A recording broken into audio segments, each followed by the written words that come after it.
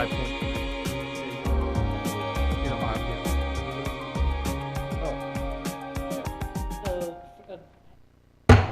I'd like to call the Monday, June 7, 2021 Oakwood City Council meeting to order. Would you please rise and join me with the pledge to the flag?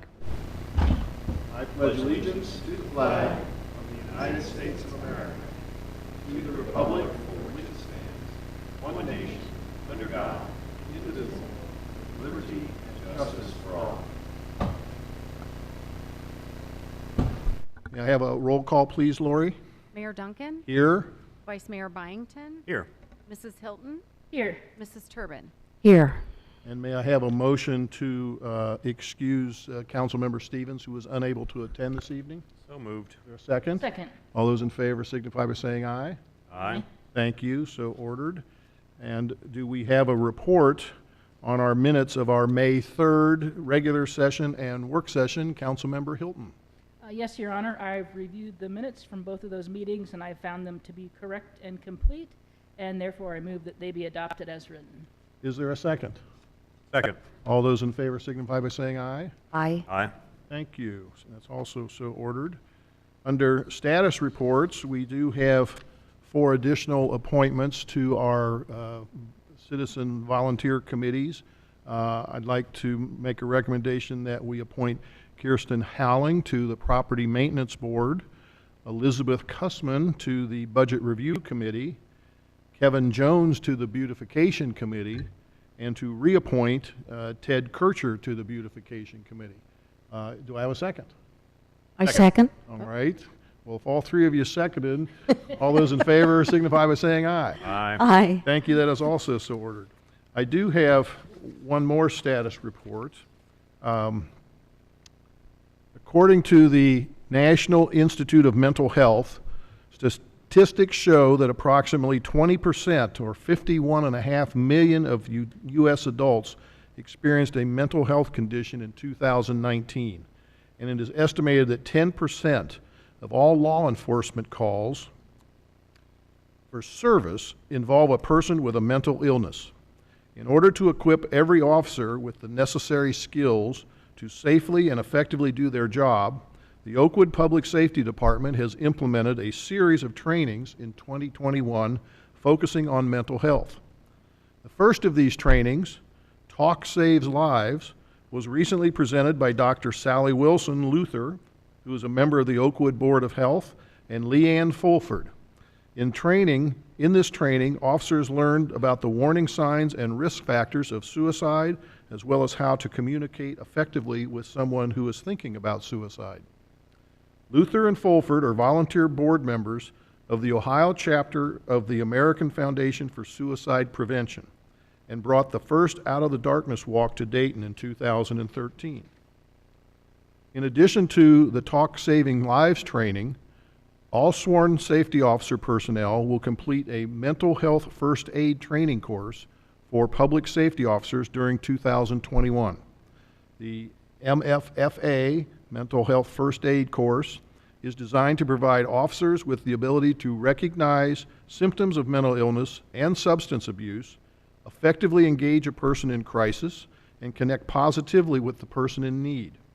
Oakwood officers will also receive de-escalation training that will provide officers with the essential tools and tactics needed to achieve the most desirable outcome when dealing with an individual in crisis. Additionally, the Oakwood Public Safety Department will send all first-line supervisors to an intensive 40-hour crisis intervention training certification course, and a select group of officers will attend a leading suicide intervention training program entitled Applied Suicide Intervention Skills Training, or ASSIST. Also, all public safety dispatchers will complete a crisis intervention companion training course, providing them with the knowledge and skills necessary to identify and respond effectively to a caller in a mental health crisis. I wanted to make our citizens aware of this proactive approach on behalf of the Oakwood Public Safety Department. And while I'm reading this, my agenda disappeared. Aha! We are now, that concludes the status reports, and it is now time for the visitors section of our meeting, and we do have a visitor. Would you like to come down to the podium and state your name and address for the record, and welcome.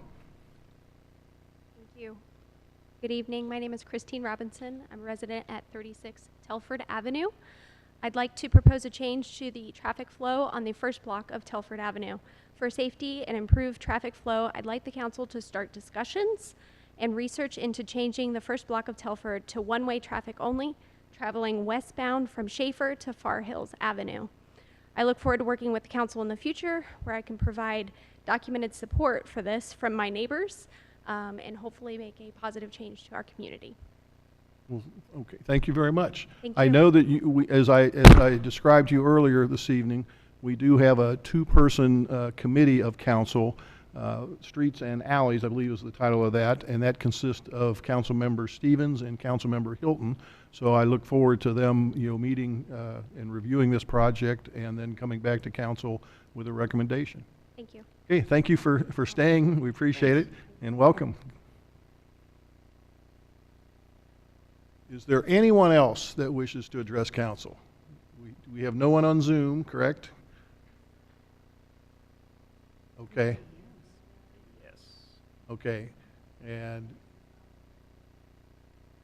okay, well, we welcome you, John Hemmert, and I'm happy to know that.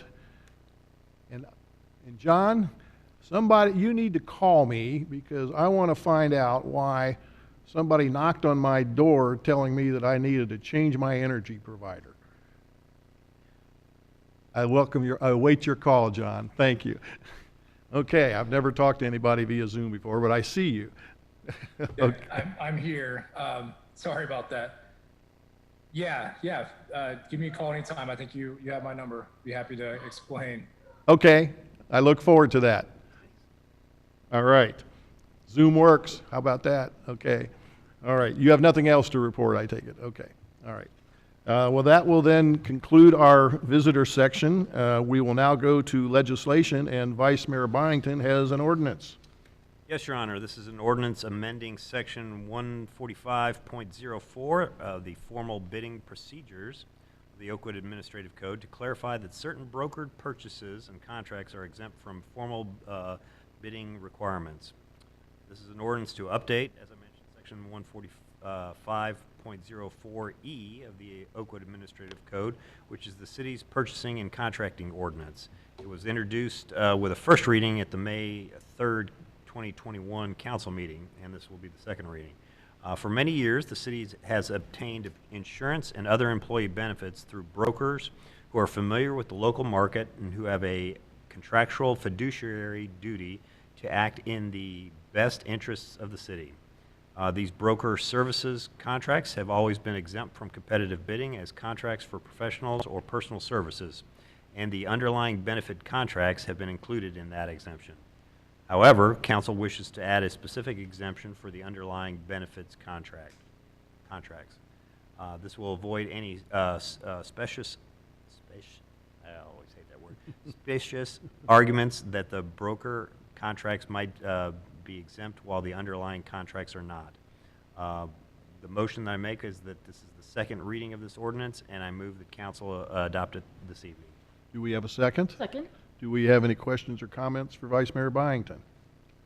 Hearing none. Lori, would you please call the roll? Mayor Duncan? Yes? Vice Mayor Byington? Yes. Mrs. Hilton? Yes. Mrs. Turbin? Yes. Next, I have a resolution lifting the state of emergency in Oakwood. For more than 1 year, the world has addressed the COVID-19 pandemic. Health authorities around the world have implemented lockdowns, mask mandates, and other measures to help mitigate the negative health impact of the virus and to ensure that our medical facilities were not overwhelmed. States of emergency have been declared at federal, state, and local levels of government. In Oakwood, Council adopted an emergency declaration through Resolution Number 1871 on April 6, 2020. After a year of uncertainty and isolation, we are emerging on the other side of the pandemic. The CDC considers an area to have high incidence, quote unquote, of COVID-19 if it meets a threshold of 100 new cases per 100,000 residents. Ohio's numbers reached as high as the 800s during the December to January timeframe, but have rapidly dropped through April and May, falling to just 49.5 during the 2-week period ending June 4, 2021. While new case counts and other key metrics have dropped, Ohio has also done an outstanding job implementing its vaccination program. To date, over 5.3 million Ohioans have been inoculated. As a result of these efforts, the Ohio Department of Health has now rescinded almost all health orders for the state, including orders for mask, social distancing, and reduced gathering sizes. We anticipate that Governor DeWine will soon rescind his declaration of a state of emergency for Ohio, and it is time to terminate Oakwood's state of emergency as Ohio begins to return to normalcy. I move that council adopt this resolution tonight and would ask for a second. Second. Any questions or comments? Hearing none, Lori, would you call the roll? Mayor Duncan? Yes! Vice Mayor Byington? Yes. Mrs. Hilton? Yes. Mrs. Turbin? Yes. I've waited all day to do that. Ah. You knew that, didn't you? Yes. Okay. Excited much. And then finally, Vice Mayor Byington also has a resolution he would like to introduce. Not near as excited about this one, but this is a resolution by the Council of the City of Oakwood, Ohio, declaring the necessity of a renewal levy in excess of the 10 mil limitation and requesting that the county auditor to certify the total current tax valuation of the City of Oakwood and the dollar amount of revenue that would be generated by a specific number of mills. It's a very long title for a pretty simple resolution. This is a resolution to begin the process of renewing the city's 2.72 mil property tax levy. The levy was first approved by the Oakwood voters in 1991 and has been renewed every 5 years thereafter. It is currently due to expire at the end of 2021. This resolution is the first legislative step towards placing the renewal on the ballot in November. The second piece of legislation will be on the agenda for Council's July meeting. It is important to note, and I will say this not nearly as loud as the mayor, but that this is a renewal and it is not a new levy. It will maintain the current level of property taxation and will not increase property taxes. I move that council adopt the resolution this evening. Do we have a second? Second. Any questions for Vice Mayor Byington? Hearing none, Lori, would you please call the roll? Mayor Duncan? Yes. Vice Mayor Byington? Yes. Mrs. Hilton? Yes. Mrs. Turbin? Yes. All right. That concludes our legislation for this evening, and we have a staff report from our Leisure Service Director, Carol Collins, who, in spite of the pandemic, has been very busy. Welcome, Carol. Thank you very much. It's good to be here, Mayor Duncan and members of Oakwood City Council. On behalf of my staff, I think that last year was a very trying year for us, but we look forward to this year and to making it a great year for all of us. I thought I would start off with Gardner Pool because we're in the pool season. It just started. Memberships, as of this morning, we have 412 family memberships, 116 single memberships, and 89 senior memberships, which if you compare it to 2019, we're pretty much on track. And I think that as of tonight, when I left work, we had more memberships for all three of those categories. So we really think that we're going to hit the mark for the 2019 and maybe even years before that. So we're looking forward to having a good pool season. We have some activities planned for the pool. The June Family Fun Night is to be announced. We're working with the Dolphins, and I know that they have some swim meets, so that will be announced later this month. But we also have a Family Fun Night on Sunday, July the 30th, and then one on August the 22nd, which is the evening of the ice cream social. And staff works very hard at having a fun evening for all of those that participate. The Dolphin swim team, we have 140 swimmers this year. It's down due to COVID because of the protocol that we had to follow at the beginning. So it's not quite as large as what we've had in years past. This morning was supposed to be the first day for the swim team. However, because of the rain, it was postponed and it will be tomorrow morning, hopefully no rain. We are offering certified swim lessons, which we did not have last year. It's very, very popular. And within 30 minutes of opening the registration this morning, we had 75 families that registered for swim lessons. So we're looking forward to having those. We're very happy that we were able to have the swim lessons this year as compared to last. We also have 2 activities for the adults. We have the deep water workout, which is Monday, Wednesday, and Friday mornings. And then in the evenings on Monday and Wednesday, we have water aerobics. Those both have been very popular. Again, last year we did not have it, but this year we're looking forward to having a good group of people participate.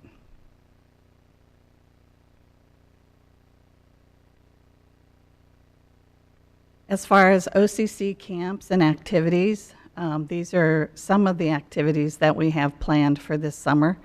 Everything kicked off today with some of the camps. We had the Irish dance camp that started today, as well as the fencing camp. We have youth tennis this year. Tennis will be held at Orchardley Park, and we're looking forward to having Quail do our tennis lessons this year. And hopefully next year we'll be back at the tennis courts at Schaefer Park.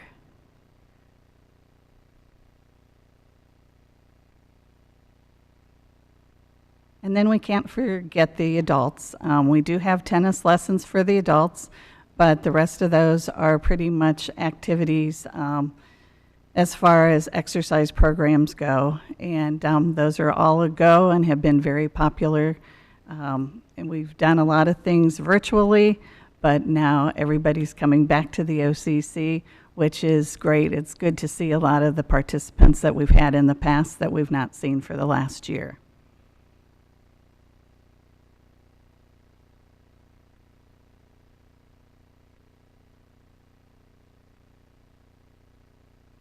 One of the things that my staff is very proud of is the new registration software that we have at the OCC. We launched it in November of 2020, and all people have to do is go to the www.oakwoodleisureservices.com and register for programs. One of the great parts of this program for the pool is that they have key fobs, and those key fobs have the pictures of all the participants that are members of the pool. They go to the pool, they show their key fob, their picture pops up on the computer, and then they're admitted. And if they have a key fob and there's no picture, they're not a member of the pool. We have that this year for the pool. We're working on the registration key fob process for the health center. That will be probably within the next several weeks, but we had to get the pool all taken care of. And we've had really great response to this program. People can do everything online. They don't have to come into the OCC at all unless they want to. But it's been just a great software program for us. So, and there's lots of capabilities for it, and we're still learning some, but I think with the pool registration, it's worked out quite well. Hollinger Tennis Center. The city took possession of Hollinger in late 2016. At the OCC, we collect all of the monetary donations and memberships revenue for the club, and then we send that to them. To date, they have 48 memberships and 5 mid-season memberships. Now we'll go on to some of the horticulture part. The Tree City USA program. Ohio is the national leader of Tree City USA communities with 243 communities. And I know that the Ohio Department of Natural Resources is very, very proud of that fact. And as you can see, the statistics and the money that is spent for urban forestry efforts is quite great. Oakwood was recognized for 39 years as a Tree City USA this year. It was canceled due to COVID, but we look forward to having it next year in one of the Southwest Ohio communities. I'm not sure which one it's going to be, but you know, we're right behind Cincinnati. We'll never beat Cincinnati, but I'm very proud of the fact that we've been recognized for 39 years.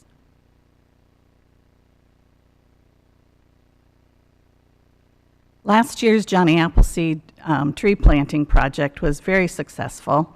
To date, we've planted over 3,200 trees in the city right away for an expenditure of $423,000. 82 trees were planted last year, which was a high number, but we were very happy with that number. And we planted the 5 trees, the green vase Japanese Zelkova, the eastern red oak, the Princeton elm, the ivory silk Japanese lilac, and the Green Mountain sugar maple. Brian and I counted all of the species of trees that we've planted over the years, and there's between 50 and 60 different species of trees that we've planted between the sidewalk and curb.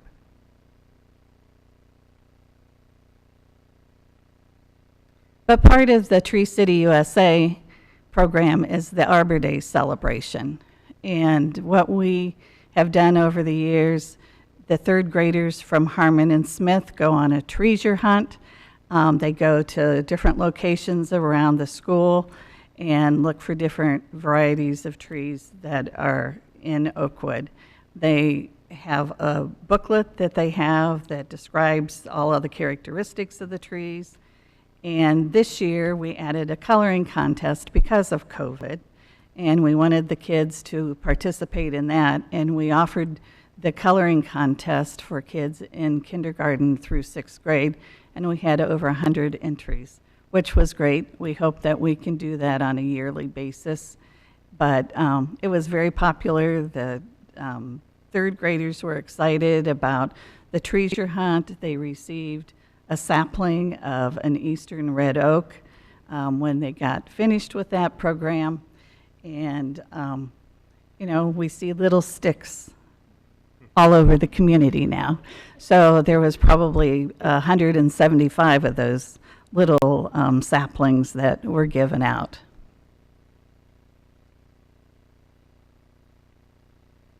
Now we'll go to Smith Gardens. We have Story Hour that we work with Wright Memorial Library on this program, and it will be held on 3 Fridays, June the 25th, July the 30th, and August 27th at 10:30 in Smith Gardens.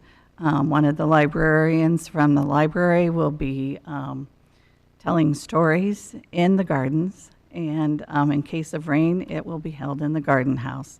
But it's very popular. We're really surprised at all of the children that participate in Story Hour. Community projects. I'm very pleased that the Beautification Committee has participated in this, and it's the planting of the boulevard between Aberdeen and Telford, and this is the result of the handiwork that the Beautification Committee has done. Then, because of COVID, we did the 2020 Ice Cream Social Drive-Through, and that was held on Sunday, August the 30th.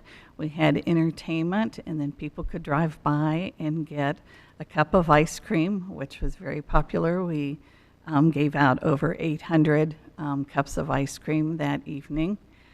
And then probably my favorite is the Holiday of Lights, and even though it was COVID, it was a drive-through Sunday on December 13th.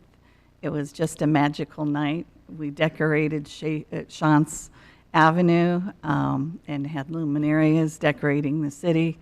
And that evening we had Santa that had arrived and was there so that the kids could wave to Santa as they went by. but we also gave out probably over 1,000 goodie bags. So, that really concludes my program. I'd certainly be happy to entertain any questions that you might have, but I would like to thank you as well as my staff for having the department as usable and as popular as it's been. And I certainly appreciate the opportunity to be here tonight. Thank you. Any questions for Carol? Carol, did you mention the blanket concerts? Well, we're not having blanket concerts this year over at the Gardens. Okay. So we'll have 3 blanket concerts next year in Got the it. Gardens. But trying to get all of the contracts Yeah. and not knowing what COVID was going to do, we decided that this was probably not the year to do it. Got it. Okay. So, Thank you. And I would encourage people to attend the blanket concerts in 2022 Correct. when they do occur, because they're outstanding free entertainment. Yeah. And we've got some really neat artists and a lot of different types of things for both adults and kids. And Carol, on behalf of council, we've talked all year about how the city has adapted to all of the issues related to COVID, but, the PSOs had to keep doing the work, and the Public Works had to keep doing the work, and you probably had to be as creative as anybody in trying to figure out how do you provide leisure services to people in the middle of a pandemic, and I think you did a yeoman's job doing that, and I appreciate all your efforts as well as the efforts of your staff, because it was, thank you. I will pass that on to my you staff. guys were truly thinking out of the box, so. Yeah. Okay. Thank you. Okay, thank you, Carol. That concludes our staff report. Do we have a city manager report? We do, Your Honor. First, I'm going to comment on the Johnny Appleseed program and just say that I'm now living in my 3rd Oakwood home. I moved down onto Volusia in 2006, and I think it was the next year in 2007 that one of my neighbors put in a Johnny Appleseed tree. And for those of you who know my home, it has a full porch, and if you know my home, I sit on that porch a lot. The only living creature that sits on the porch more than me is my 158-pound Great Pyrenees, because he's out there all the time on his cable lead. But over the years, I've watched other neighbors plant trees, and I myself, Debbie and I, we bought a tree in 2019, a Princeton elm, and then again last year a second Princeton elm. We lost a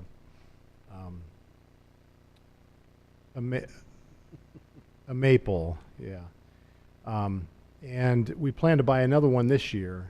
And if you think about 70 or 80 trees a year, that may not seem like a very big number for a community of 9,200 people. But when you do that year after year after year, I mean, it's just one heck of a program to just keep our tree stock going. And anyway, I just commend Carol and her staff, and I know this is one of many programs that Carol started a long time ago for this particular one, but it's serving our community extremely well. Mayor, you mentioned the Talk Saves Lives program. Amongst some other things that the safety department is engaged in. Well, Dr. Wilson and Leanne Fulford delivered that same program to our Public Works Department last Friday afternoon.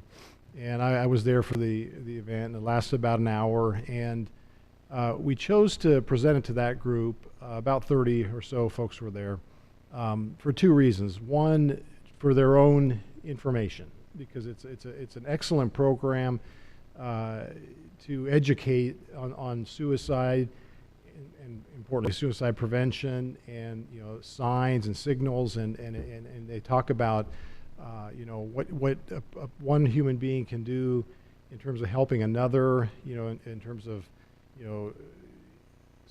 recognizing distress or signs of trouble or change and those sorts of things. So a very well done program.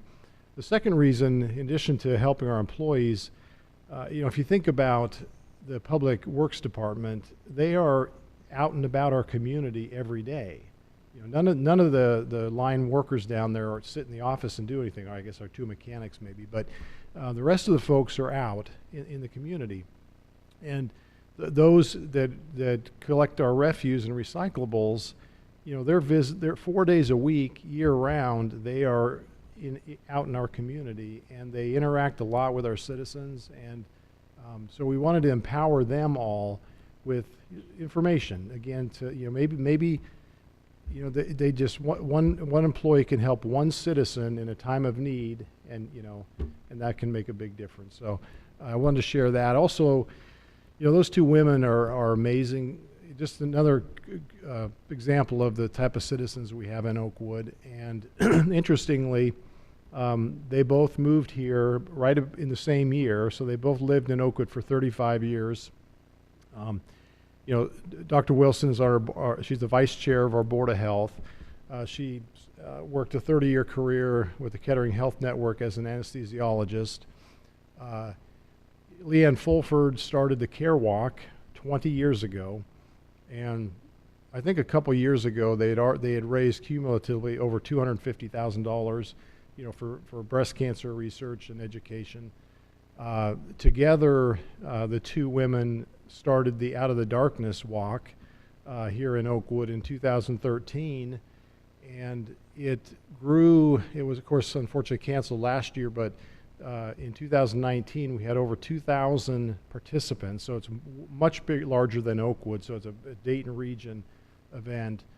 And due to parking issues and other factors dealing with that many people, the event this October, it's always done in October, will be done at Welcome Stadium. So unfortunately it won't be at Mac Hummin Stadium any longer, but the good news is it's because it's grown to be such an important event.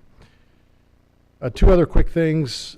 The Public Safety Department has started using the in-car and body cameras, and they're not all using them yet, but by Monday the 21st of June, the chief expects all officers to be fully trained and outfitted with the equipment, and that equipment's going to be very beneficial, not only to the folks that we serve, but also to the officers that are rendering the assistance. So I know that at the June 21 work session, the chief will be here to give a demonstration on those cameras.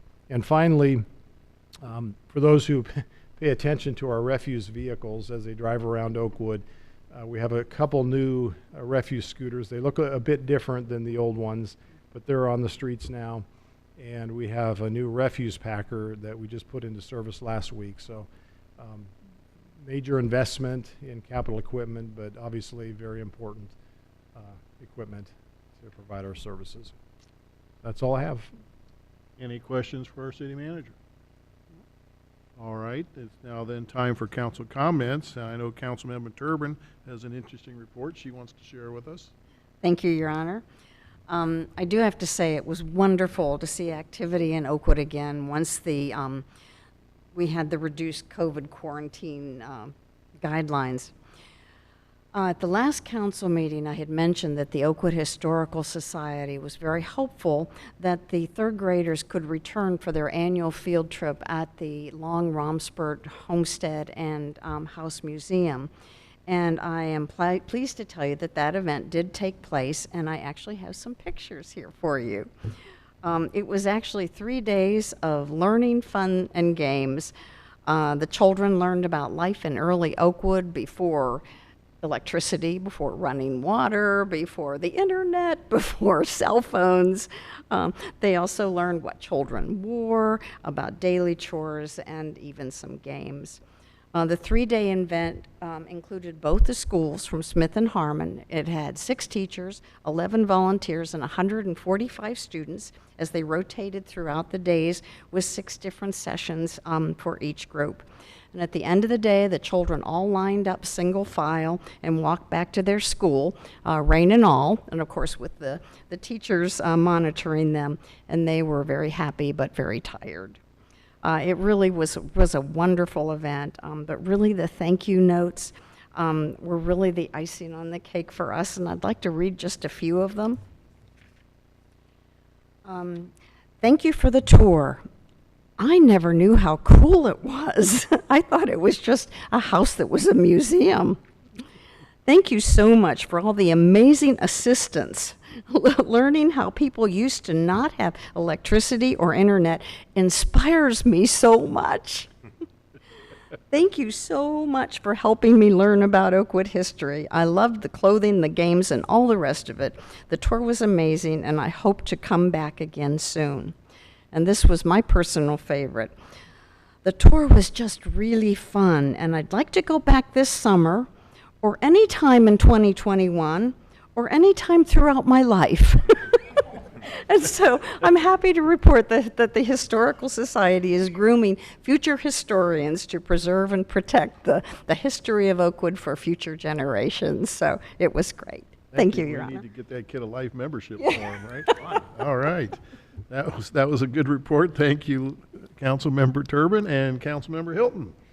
Thank you, Your Honor. I just wanted to thank Carol for everything she does, not just last year, but all the years that I've worked with her. She just does a fantastic job. I ran into a citizen over the weekend, and we were talking about what good work Carol does, and she said, just like this, there's something about it, just, she does these great things, but it's that extra touch. And I was like, yes, it is. It's just, she knows what she's doing, and she makes all these neat things happen for adults and children. So thank you.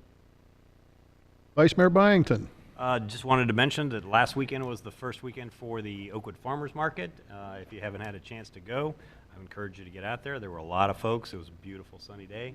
I was kind of disappointed that my favorite vendor, the Crazy Cucumber, was not there to give me my spicy pickles, but I'm hopeful that they will make it sometime during the rest of the summer. I think it goes all the way through August, I think it is. But every weekend, Saturday, and make sure to watch out for young ones crossing the streets. Everybody is, after 15 months, everybody's still unsure of how to walk on a street again.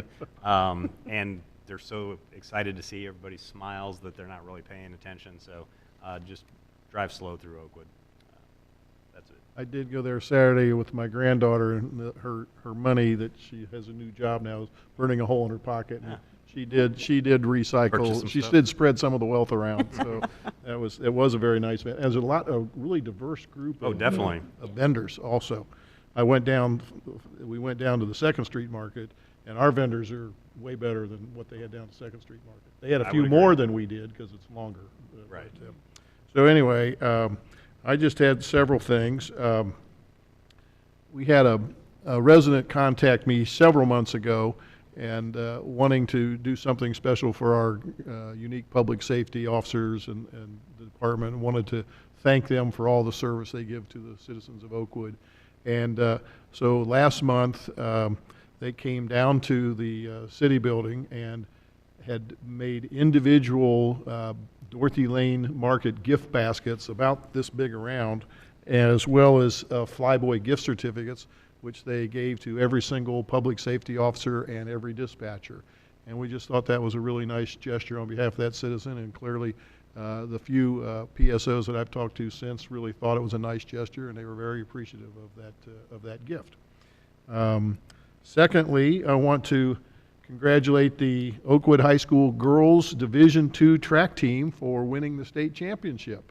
It's the first state championship in the history of the girls track program. The boys program won 3 state championships in 1929 through 1931, so this is a big honor. I don't know if they can if they can match the academic decathlon team, which is coming up on 10 in a row, I think. This year was 9. This year, yeah, so Maybe a decade. yeah, so we may need to get them back at council chambers as well. So we look forward to honoring them at some point here in the near future, assuming they haven't all scattered to the winds for the summertime. But and then thirdly, this is I am pleased to announce that 40 years ago, my firstborn daughter was born, Jennifer Marie Robillard. And it pains me to say that I have a 40-year-old daughter, but it's okay to tell everybody that because she had her age on Facebook, so 3 billion people know that she's 40. And if you can make sure that this gets in the minutes, I will be able to call her tonight and tell her that it will be listed in the minutes of the city of Oakwood for perpetuity that I wished her happy birthday on her 40th birthday. And then finally, on Wednesday, my parents, Ronald and Faye Duncan, who live in Kettering, will be celebrating their 70th wedding anniversary. Wow. So that's pretty special too. So between that number and the other number, you can figure out how old I am. But I'm not saying. You were born out of wedlock? Yeah. Yes. Now, what I will say is I kept my father out of the Korean War. I will admit to that. So, okay. That concludes my comments. And our next meeting is on Monday, July 19, 2021. We are adjourned. Thank you.